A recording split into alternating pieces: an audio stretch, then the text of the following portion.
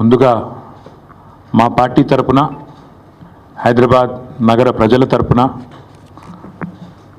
హృదయపూర్వకంగా వారికి సల్యూట్ చేస్తూ, ఎందుకంటే అసామాన్య ప్రతిఘటన, గొప్ప పోరాట పటిమ, ఒక తెలంగాణ ఉద్యమంలో ఆనాడు ఒక ఉస్మానియాలో, ఒక కాకతీయ యూనివర్సిటీలో, ఒక మహాత్మా గాంధీ యూనివర్సిటీలో, పాలమూరు యూనివర్సిటీలో, శాతవాహన యూనివర్సిటీలో ఎట్లాంటి పోరాటాన్ని అయితే ఆనాడు చూసినామో అంతకు ధీటుగా ఈరోజు రాష్ట్ర ప్రభుత్వాన్ని సవాల్ చేస్తూ ఈ పోరాటంలో వీరోచితంగా ముందున నడుస్తున్న మా తమ్ముళ్ళకి చెల్లెళ్ళకి హృదయపూర్వకంగా తెలంగాణ ప్రజల తరపున వారికి సల్యూట్, వారికి నా ధన్యవాదాలు కూడా చెప్తా ఉన్నా.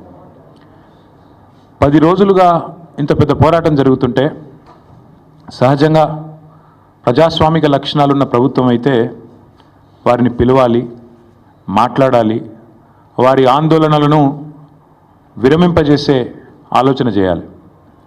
కనీసం వారితో పిలవకపోయినా కనీసం అక్కడికన్నా ప్రభుత్వ ప్రతినిధులను పంపి ఒక మంత్రి గారినో లేదా బాధ్యత గల వ్యక్తులను, అధికారులను పంపి వారికి కొంత వివరించి చెప్పే ప్రయత్నం చేయాలి.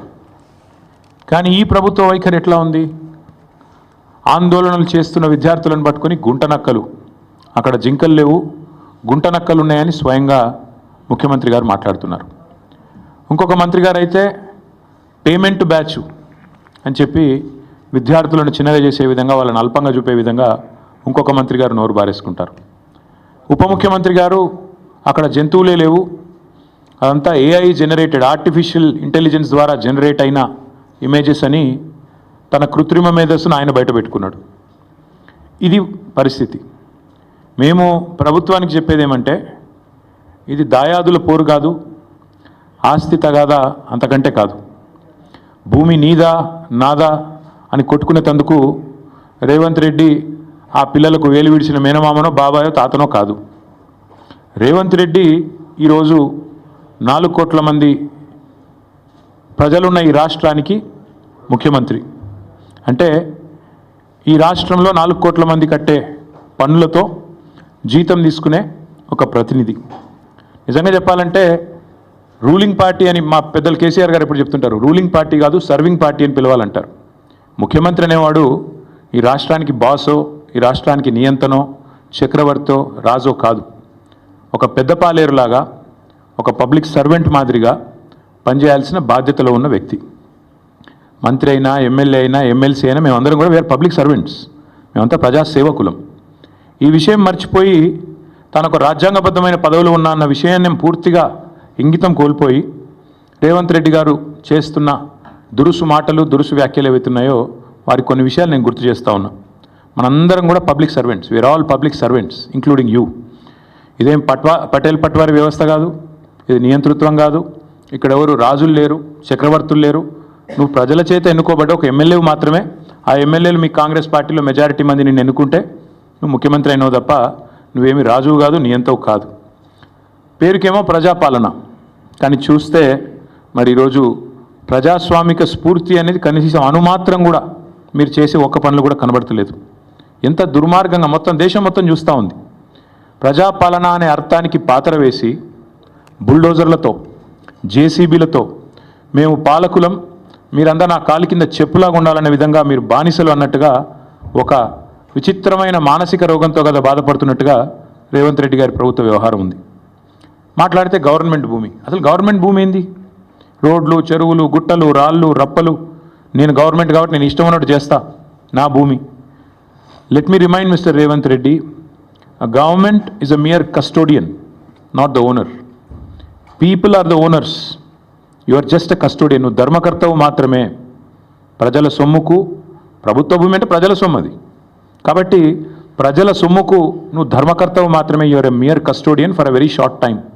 నేనేదో రాజును, ఇది నాది రాజ్యం అన్నట్టుగా బిహేవ్ చేస్తే వారికి గుర్తు చేస్తా ఉన్నా, అది యూనివర్సిటీ భూమి, గవర్నమెంట్ భూమి అనే పంచాయతీ పక్కకు పెడితే నువ్వు you are a mere trustee and custodian, అంతే.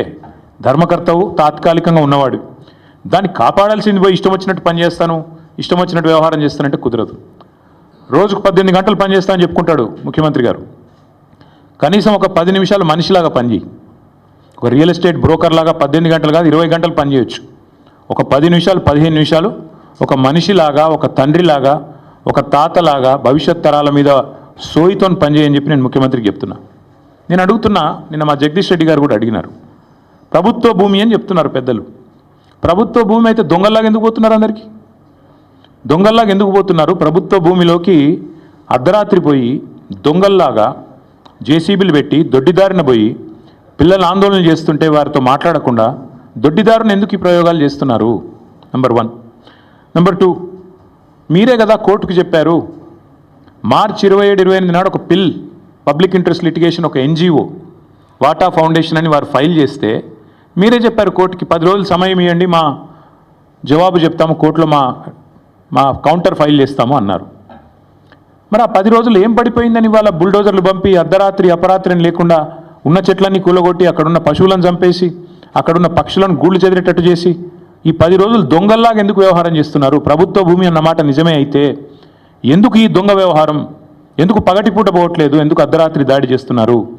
కోర్టు సెలవులు చూసుకొని శనివారం, ఆదివారం, ఉగాది, రంజాన్ ఇవి చూసుకొని వందల వాహనాలు అక్కడ పంపి బుల్డోజ్ చేస్తారా? ఇదేనా ఒక ప్రజాస్వామ్యంలో ఒక నీతివంతమైన పరిపాలన అందించే వాళ్ళు, ప్రజాపాలన అని చెప్పుకునే వాళ్ళు చేయాల్సింది? దొంగదారిన పోవడమే కాకుండా పనికి మాలిన మాటలు మాట్లాడతారా? గుంట నక్కలు అని మాట్లాడతారు. ఎవరు గుంట నక్కలు? వాళ్ళ పిల్లలు చెప్తున్నారు, అవును మేము నక్కలమే కానీ నీలాగా పందికొక్కు కాదని చెప్తున్నారు. ముఖ్యమంత్రి గారికి అన్ని మాటలు పడాల్సిన అవసరం ఉందా? పిల్లలతో పిలిచి మాట్లాడొచ్చు కదా.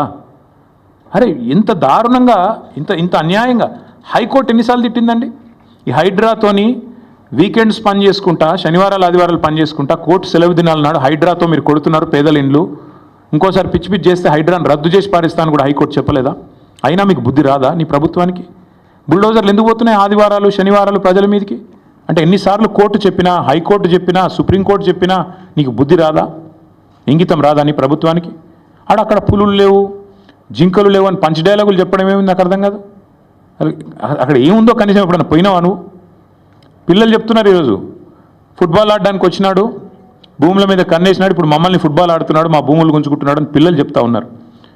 నేనేమంటా ఉన్నా అంటే రేవంత్ రెడ్డి గారిని, ప్రజాపాలన అంటే విద్యార్థుల జుట్టు లాగడం, ఆడపిల్లల బట్టలు చింపడం, ఒక న్యాయం కోసం వాళ్ళు ఒక ఇంచు భూమి వాళ్ళదా? ప్రైవేట్ భూమి ఏమన్నా?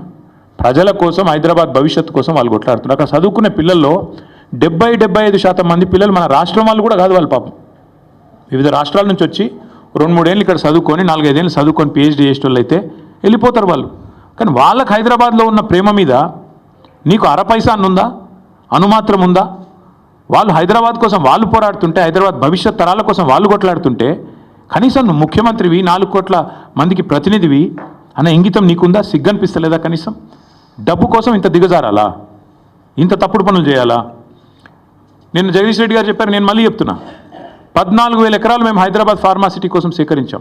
ఎస్, మాకు కూడా ప్రతిఘటన ఎదురైంది, మాకు కూడా ఇబ్బందులు అయినాయి. ఒప్పించి మెప్పించి మొత్తానికి కోర్టు కూడా అన్ని సరైన వివరాలు సమర్పించి మేము ministry of environment forest clearance తెచ్చి అన్ని చేసి 14,000 ఎకరాలు హైదరాబాద్ ఫార్మాసిటీ అని చెప్పి ఒక గ్రీన్ ఫార్మాసిటీ కడతామని చెప్పి మేము సేకరించాం. ఇవాళ నువ్వు దాన్ని 4th సిటీయో 420 సిటీయో కడుతున్నావు నువ్వు అక్కడ. నేను అడుగుతున్నా, మరి అక్కడ 14,000 ఎకరాలు నీ చేతిలో ఉన్నప్పుడు, మేము వడ్డిచ్చిన విస్తరలాగా నీ చేతిలో పెట్టినప్పుడు ఈ 400 ఎకరాల మీద